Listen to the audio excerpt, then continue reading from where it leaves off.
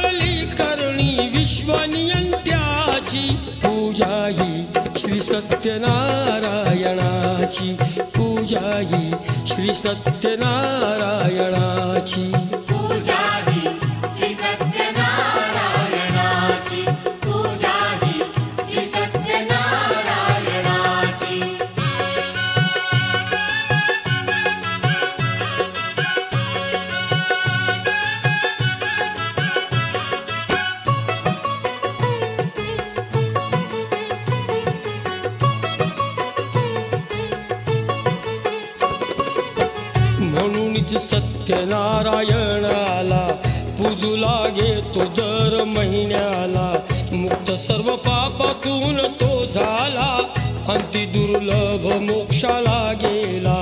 सांगे भगवंत व्रत नारदाला, तेच व्रत सांगतो मी तुम्हाला. मुनी हो ऐका सूत म्हणतात, शक्ती ही अद्भुतची विश्वात.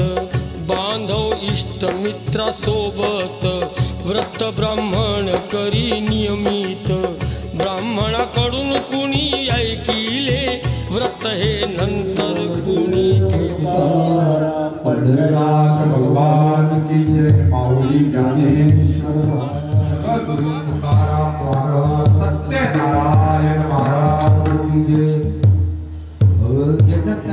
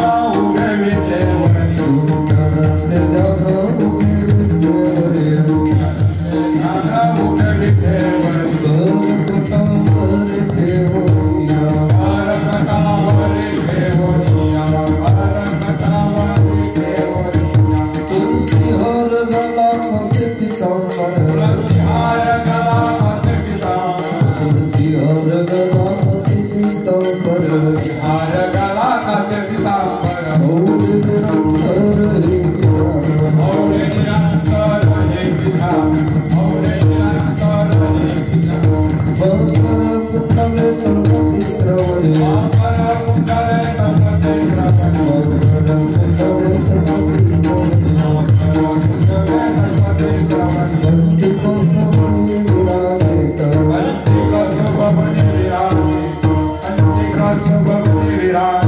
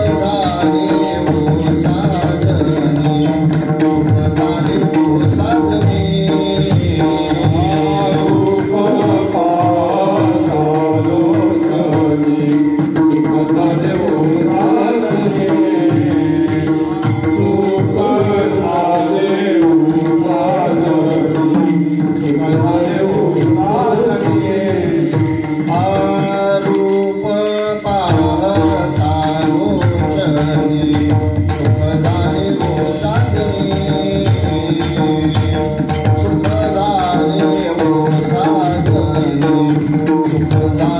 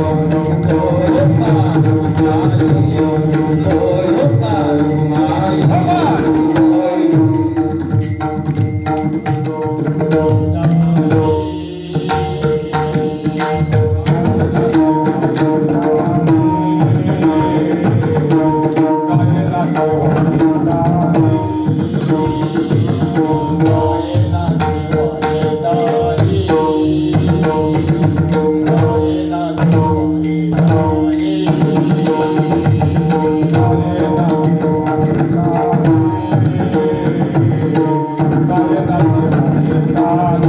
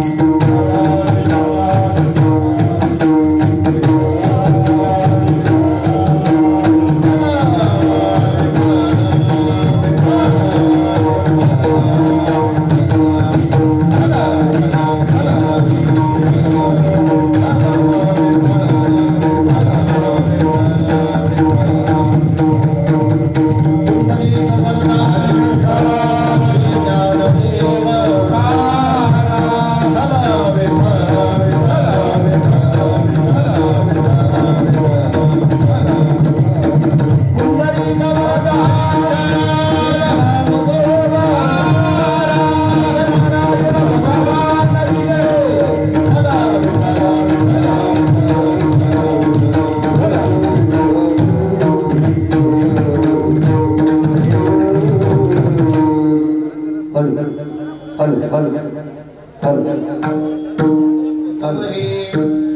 जाणो तरले किती नाव आयती या बैसा सायासाचे नाही काम घेता नाम विठोबाचे काय जाणो तरले किती नाव आयती या बैसा तुका म्हणे निर्वाणीचे शस्त्र साचे हे एक काय जाणो तरले किती नाव आयती या बैसा पांडुरंगा करू प्रथम मन दुसरी चरण संतांची त्यांच्या कृपादानी कथेचा विस्तार बाबाजी सद्गुरुदास तुका जयांची केली स्मरण होय सकल विद्यांची अधिकरण तेजो अंधो श्री चरण श्री गुरूंचे ते नमस्कार बोली आता ओम नमो ज्ञानेश्वरा करुणा करा दयाळा तुमचा अनुग्रह लादलो पावन झालो चराचरी मी कला कसरी काहीच नेने बोलतो वचनी अति भाविका एका जनार्दनी तुमचा दास याच्या स्वा विज्ञान दे म्हणता माया गेली सोडविल्या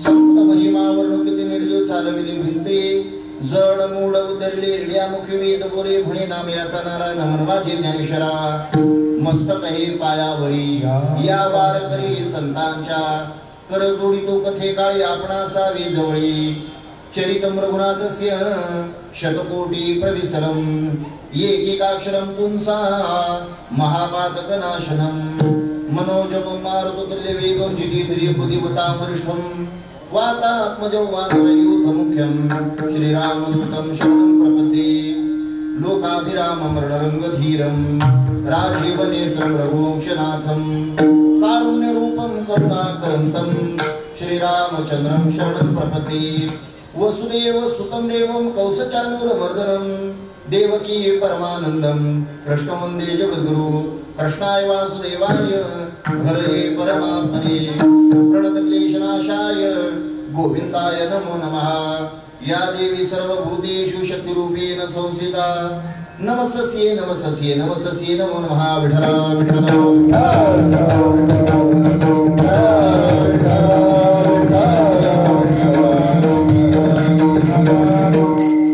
गायनाचे वाहे टाळी साधन करी उत्तम हे काय जाणो तरले किती नाव आयती या बैसा प्रस्तुत प्राप्त स्थळी प्राप्त प्रसंगी प्रभू सेवेकरिता निवडलेला अभंग श्री संत जगद्गुरु तुकाराम महाराज यांचा चार चरणाचा बहुतेकांच्या परिचयाचा नामचिंतनाचं महत्व अर्थात कलियुगामध्ये श्रेष्ठ साधन काय आणि ते साधन केल्यानंतर आपल्या जीवनामध्ये होणारा फायदा त्या फायद्याचे यथार्थ वर्णन या अभंगाद्वारा महाराज आपल्या समोर या ठिकाणी मांडतायत सेवेला आरंभ करण्या अगोदर की निमित्ताने आपण सर्व मंडळी या ठिकाणी एकत्र आलेला आपण सर्वांना ज्ञाते आपल्या आमने गावामध्ये आणि महादू निवास या निवासस्थानाच्या अगदी समोर श्री सत्यनारायणाची महापूजा नाही का मगाशी सुंदर असा हरिपाठ झाला आपला हरिपाठानंतर या ठिकाणी ही छोटीशी ज्ञानदानाची सेवा यानंतर अन्नदान वगैरे त्या ठिकाणी होणार आहे अर्थात समस्त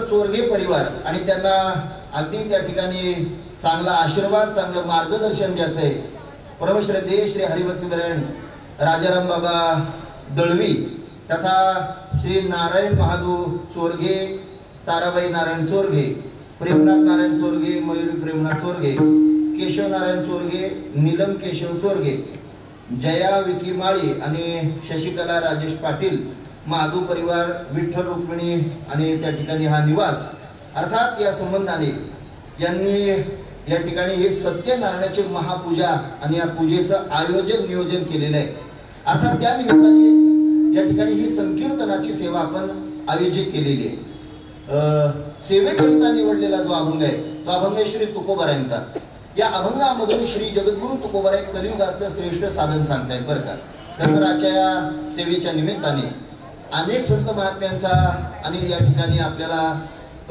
काय संगती अर्थात त्यांचा सहयोग सहभाग या ठिकाणी लाभलेला आहे प्रमुख उपस्थिती त्यांची लाभलेली आहे त्या सर्वांच्या चरणारविंद मी या ठिकाणी नतमस्तक होतोय अर्थात त्यांच्या प्रमुख उपस्थितीमध्ये हा सोहळा आपण संपन्न करतोय सेवेकरिता निवडलेला अभंग श्री जगद्गुरु तुकोबारायांचा आहे या अभंगातून श्री संत जगद्गुरु तुकाराम महाराज खऱ्या अर्थाने कलियुगातलं श्रेष्ठ साधन काय आणि त्या साधनाने नेमका फायदा काय होतोय त्या फायद्याचे यथार्थ वर्णन या अभंगाद्वारा महाराज आपल्या समोर मांडतायत अभंगाचा सरळ सरळ भावार्थ अशा प्रकारचा आहे कोण्या भाविकाने विचारलं, महाराज कलियुगामध्ये आम्ही करावं तरी काय? श्री महाराज म्हटले, कलियुगातलं उत्तम साधन तुम्हाला सांगतोय. तुम्ही गायलं पाहिजे, नाचलं पाहिजे आणि टाळी वाजवली पाहिजे. गायनाचे वाहे टाळी साधन कली उत्तम आहे. हेच उत्तम कलियुगातलं श्रेष्ठ साधन आहे. एकाने विचारलं, महाराज या साधनाचा अवलंब करून किती लोक तरुण गेले? श्री महाराज म्हटले, अनेक लोक तरुण गेले, मला संख्या सांगता येत नाही. आणि याकरता काय जाणो, अर्थात काय जाणो हा शब्द अनिर्वाच्य वाक्य आहे बरं का. म्हणजे त्याची संख्या सांगता येत नाही अशा वेळेस जे वाक्य वापरलं जात आहे त्याला अनिर्वाच्य वाक्य म्हटलेलं आहे. अर्थात अनेक लोक तरुण गेले, किती तरुण गेले हे मला सांगता येणार नाही. पण आयते देवाने नामरूपी नाव आपल्याकरता तयार करून ठेवलेली आहे. आपलं कर्तव्य काय? यावं आणि त्या नावेमध्ये बसावं. पुन्हा एकाने प्रश्न विचारला, महाराज सामान्यतः नदीच्या गंगेच्या पलीकडे जावं असं वाटत असेल तर आम्ही नावेचा होडीचा आधार घेतोय. पण असा नावेचा आधार घेतल्यानंतर ती नाव पुढे जावी असं जेव्हा आम्हाला वाटतंय ना, तेव्हा आम्हाला काही कष्ट, काही सायास, काही प्रयत्न करावे लागतात.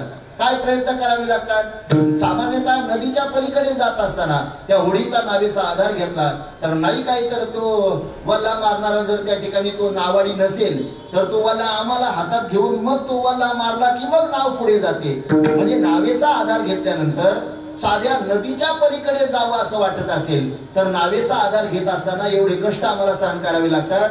इथे भव नदी पार करून आम्हाला जायचंय. भव नदी पार करून जात असताना नेमकं आम्हाला काही सायास, काही कष्ट करावे लागतील का? श्री महाराज त्या ठिकाणी वर्णन करताय, हो तुम्ही देवाचं नामचिंतन का, हो एक विठोबाचं नामस्मरण जर तुम्ही त्या ठिकाणी केलं, नाव घेतलं, बाकी तुम्हाला सायास करायची गरज नाही. सायासाचे नाही काम, घेता नाम विठोबाचे. महाराज कळालं, तुम्ही सांगता या करता, कलियुगातलं श्रेष्ठ साधन या करता, अनेक लोक तरुण गेले या करता, आणि आम्हाला कष्टच करावे लागणार नाही या करता. हो आम्ही देवाचं नाव घ्यायला तयार आहोत, पण आम्ही देवाचं नामचिंतन गायलं तर त्याचा फायदा आम्हाला आमच्या जीवनामध्ये काय होईल तो फायदा सांगत असताना महाराज म्हटले, हो तुम्ही घेतलेलं एक देवाचं नामस्मरण किंवा नामचिंतन आयुष्यभर तुमच्या कामाला येईल. यात काय अंत समयाला काळाशी दोन हात करण्याकरता हेच नाव शस्त्र म्हणून तुमच्या कामाला येईल. तुका म्हणे निर्वाणीचे शस्त्र साचे ही एक, काय जाणो तरले किती नाव आयते या बैसा. असा या अभंगाचा सरळ भावार्थ. विठ्ठल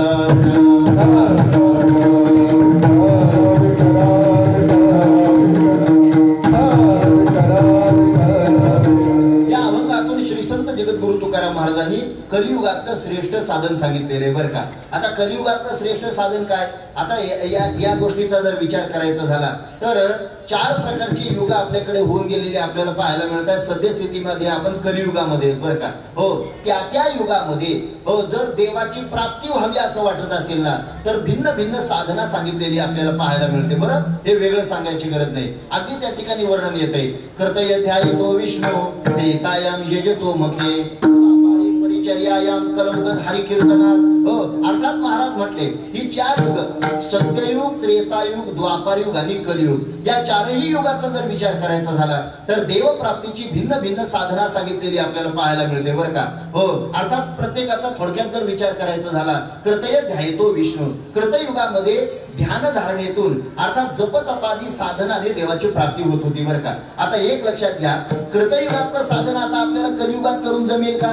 जमणार नाही हे त्याचं उत्तर आहे. याचं कारण काय?